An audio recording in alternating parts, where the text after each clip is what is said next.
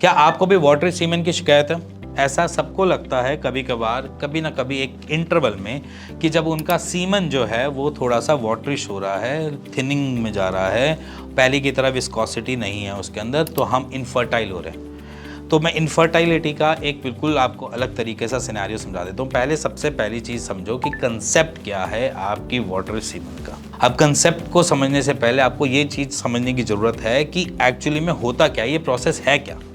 तो सबसे पहली प्रोसेस के बारे में बात करते हैं। प्रोसेस है बेसिकली आपका एक प्रोस्टेट ग्लैंड, एक टेस्टिस के अंदर बनने वाला स्पर्म, और ये सीमन जो प्रोस्टेट ग्लैंड है जो सीमन बनाता है, और ये टेस्टिस हैं जो आपके स्पर्म बनाते हैं। प्रोस्टेट माने कि सीमन, टेस्टिस माने कि स्पर्म। अब ये दोनों चीज़ें अपनी अलग अलग एक ट्यूबुलर फॉर्म में आगे की तरफ भेजती हैं, जिसको बोल देते हैं एक मिक्सर, और उसका नाम होता है सेमिनल वेसिकल्स। सेमिनल वेसिकल्स के अंदर जाते हैं और उसके अंदर वो मिक्सिंग होती है, और जब वो मिक्सिंग होती है तो वो इजैकुलेटरी डक्ट से बाहर आता है। तो बेसिकली फंडा क्या है, आपके पूरे सीमन को कंट्रोल करने वाली पावर जो है वो प्रोस्टेट ग्लैंड के पास है।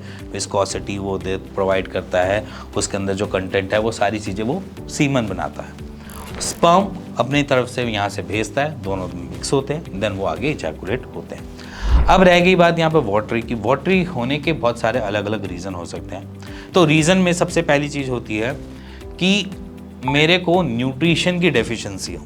सीमन भी तो कहीं ना कहीं से न्यूट्रिशन लेगा, और सीमन न्यूट्रिशन लेगा तभी वो आपको कुछ करके देगा। तो जब न्यूट्रिशन की डेफिशिएंसी हो बॉडी के अंदर, तब भी हम देखते हैं कि सीमन आपका पतला हो सकता है। अब जब पतला होता है, ज़रूरी नहीं है कि उसके अंदर इनफर्टिलिटी आ गई हो या कोई अलग इशू आ गया हो, बट हाँ, जब हम देखते हैं कि अगर आपकी इजैकुलेटरी बार 1 महीने तक इजैकुलेशन जब भी आप कर रहे हो तब वो पतला आ रहा है 1-1.5 महीने तक, तो समझ लेना कि वहाँ पर इनफर्टिलिटी कॉज कर सकती है। बट अगर वो आप ये देखो कि 1 बारी या 2 बारी आया है ऐसा, फिर उसके बाद नॉर्मल हो गया, तो वहाँ पर ऐसी कोई प्रॉब्लम नहीं होती। वो इसी वजह से भी हो सकता है कि आपकी जो फ्रिक्वेंसी हो मास्टरबेशन की या इजैकुलेशन करने की, वो बहुत डेली बेसिस पे हो, अर्ली बेसिस पे हो, तो जिसकी वजह से वाटरी सीमन बनता है, होता है। तो वो बेसिकली आपको इनफर्टाइल नहीं कर रहा होता।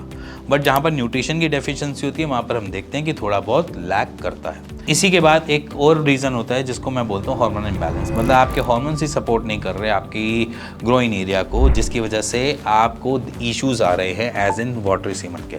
अब हार्मोनल इशू कुछ भी हो सकते हैं, आपके FSH ढंग से एक्टिवेट नहीं हो रहे, या फिर आपका ब्रेन ढंग से सिग्नल नहीं दे रहा, या फिर आपका जो बॉडी है वो बॉडी खुद से ही एस्ट्रोजन बहुत ज़्यादा डेवलप कर रही है, तब भी हम देखते हैं कि वाटरी सीमन आने की चांसेस बढ़ जाते हैं। तब भी हम देखते हैं कि इनफर्टिलिटी कॉज करता है। इसी के बाद एक और चीज़ मैं मेजरली बोलता हूँ, वेरिकोसील को भी एक रीज़न मानता हूँ वाटरी सीमन का, क्योंकि वेरिकोसील जब भी हमें होता है तो हमारा बेसिकली जो ग्रोइन एरिया है वो थोड़ा सा बिगड़ जाता है।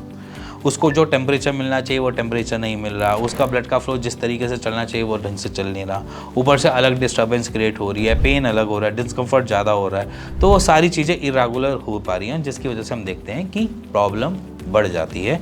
वहाँ पर भी हम देखते हैं कि वाटरी सीमन के चांसेस बढ़ जाते हैं।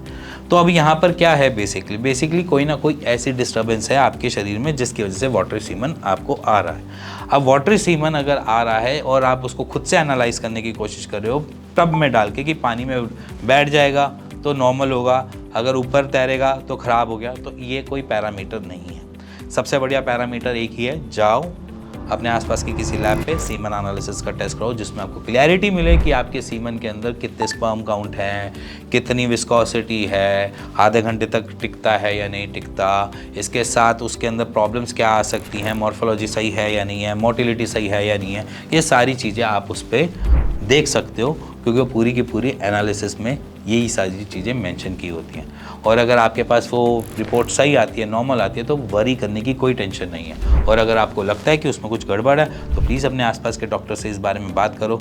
अगर नहीं कर पा रहे हो तो नीचे दिए नंबर पे हमें भी कॉल कर सकते हो और फ्री कंसल्टेशन ले सकते हो। इसी के साथ मिलेंगे नेक्स्ट वीडियो के लिए, तब तक गुड बाय, टेक केयर।